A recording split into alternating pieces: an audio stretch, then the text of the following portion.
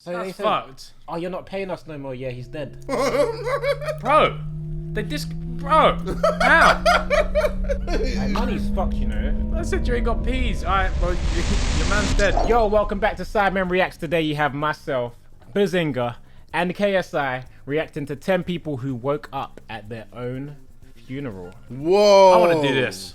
If I don't see the Undertaker on this list, I'm pissed. I want to do this though, man. I want to freeze myself. Wait, I want to so live. they were in a coffin and then they woke up like, I ain't dead. Remember the Donny got shot 19 times in that Oh, the last one. Bro. He You know, spit. someone said- He spit, innit? He spit. Someone said that he stepped on a landmine 3 years before and couldn't walk, and then he taught himself to walk again. Bro, this guy is a superhero. He's fake. He's fake, Crazy. bro. He's fake. Alright, Run it. let's see it. Just imagine one day you're mourning your friend or loved one at their funeral. That's He's when wench. all of a sudden How's he they done wake that? up. This may sound One like arm press. something One arm. from fiction, but believe it or not, it's happened many times in real life before. From people everyone had thought had passed on, but they were wrong, to people who faked their own passing and funeral just to see who would turn up. What? That's Noella tapped. Rocundo. That's so tapped. That's very The tough. story of Noella Rocundo made headlines around the world in 2016. She lives in Australia, but one day she had to return to her home of Burundi. This was to attend the funeral of her stepmother. What she didn't know, however, was her husband had arranged a hitman to take her out when she was there. When Noella arrived in Burundi, the hitmen grabbed her, but when they realized her own husband had ordered the hit, they gave her freedom. Noella then returned home. Oh, wow. However, the hitmen told her husband that they completed the job. That's because they still wanted to get paid. So Noella's husband, believing that she'd been taken out, arranged her funeral. But he was stunned when Noella confronted him at her own funeral. Later on, her husband, Balenga, was sentenced to 5 years in prison. Noella went on to start a new life with her 8 Right. children. It's crazy that Like this 8 children, mad. So Man. when he's out, he's just gonna try again. I don't hope think it'll be not. out to this time, yeah. Yeah. I think it'll probably be on watch for killing people. Why are you trying to kill your wife? Are you eating? I No. thought I heard you eating cereal or something. Cereal. Why would I eat cereal? He's eating, Dunno. he's eating. He's eating, isn't it? Nah, let's talk about the 8 children. You're eating, isn't it? Yeah, but what are you eating? What are you eating? It's eating popcorn, isn't it? Just it's like I'm enjoying the show. I watched one dessert video and grabbed now he's eating. I'm taking away the plates, man, and got He was- food. Now he's watching funerals with popcorn. Never changes. This couple had been married for 10 years, and then Belenga decided to do that. Thankfully, the hitmen were outraged. Otherwise, Noella would not have left Burundi His alive. own wife? Are But you just mad? imagine Yeah. the look on her husband's face when she shows up at her own funeral he planned. Mad. Matthew Wall. This took place in the village of Browning, Hertfordshire, England. On the 2nd of October, the town came together for the funeral of local farmer Matthew Wall. But on the way to the funeral, one of the pallbearers dropped the coffin. That may sound like a bad thing, but it's actually a great thing that it happened. That's because the jolt was enough to wake up Matthew Wall. Matthew, the farmer, then went on to live for 2 more decades. What? And his coming back Jeez! to life is a continued celebration for the village of Browning. It's not known if he was simply sleeping or in a coma, but his vital signs were checked many times and he was confirmed to not be alive. It's kind of scary hearing this. Man. It makes you wonder Bro. how many people are buried alive. Oh, Gilberto Hey, Arroyo. that's one of my worst fears, you know. Yeah. Just imagine if your entire family thought you'd passed away. Hey, one sec. Hey, what? Hey. Hey, why that cartoon got? Hey. Hey, chill, Oh bro. my, Hey. oh my god, man. Hey. Hey. Why you got a thigh gap? Bro, I'm just that waist to back ratio is Chill. is admirable. I would say. Mate, you gonna wank to it? Like what go on? Look at it. That waist to bunda. Hey, The waist to bunda ratio. it's outrageous. It's astronomical. When in reality, you're alive and well. This is what happened to Gilberto Arroyo of Brazil. In 2012, he was confirmed to not be alive. This was after his brother identified his body at a local morgue. His family members and friends were all standing around his coffin mourning him. But that's when Gilberto turned up at the door. So what happened? Well, it turned out it was a case of mistaken identity. Gilberto Arroyo worked at a car washer's in Alagoinhos, Brazil. At that same car wash, another car washer had been taken out. The other car washer looked a lot like Gilberto, and that's why Gilberto's brother mistook the car washer for him. I'm guessing the two brothers weren't that close. Or maybe the other car washer was hard to recognize from his injuries. Either way, his friends and family were shocked when Gilberto walked into his own funeral. But this must not have only been a shock for his family, but for him too. Just imagine being alive when your entire family thinks you're not. Mental. Nicephorus Glycus.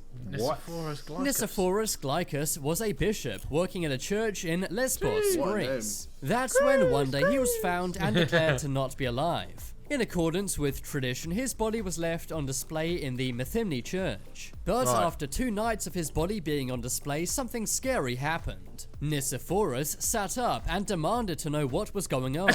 It turned out he was alive and well. He said he'd simply been having a long nap. But others believe he may have fell into some kind of coma. Local medics had checked his vital signs and confirmed he was not living. As he was in this ancient church, some believed a miracle had occurred, while others thought perhaps it was a bizarre medical phenomenon. Mohammed Rayhan. I can't deal with these. One day, Mohammed Rayhan of Damascus, Syria, was at a local market. That was when there was a big airstrike nearby. The local market took the force of the blast. For whatever reason, he was reported as passing away. It was said he was buried under the rubble and sadly did not make it. But that was only half true. His friends and family organized his funeral. And a few days later, with no body, this went ahead. But his friends and family were relieved when he turned up just as his funeral was coming to an end. Mohammed had been buried under the rubble for 36 hours. But eventually, without a rescue team, he was able to free himself. When he walked into the funeral, there was still debris stuck in his hair and beard. Just imagine if you were his loved one. It would have been an emotional roller coaster hearing he'd passed on and then finding out he was okay.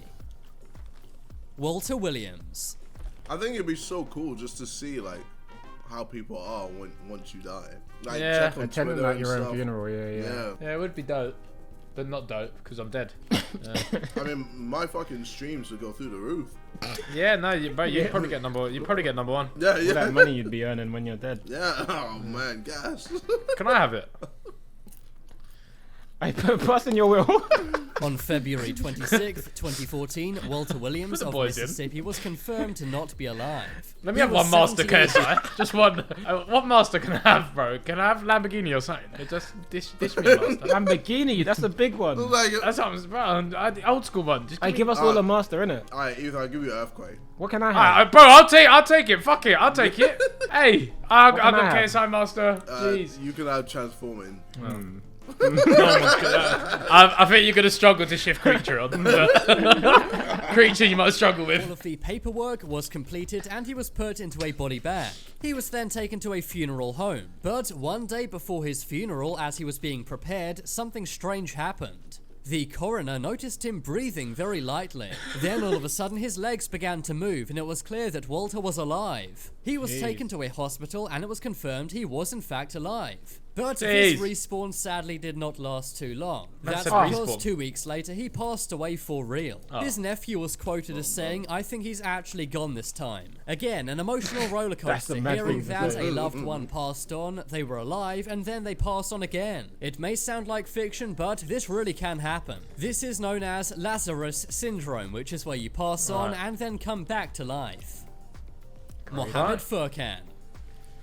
In 2019, Mohammed Furkan's family were very sad. A grave had been dug and they were about to bury their loved one.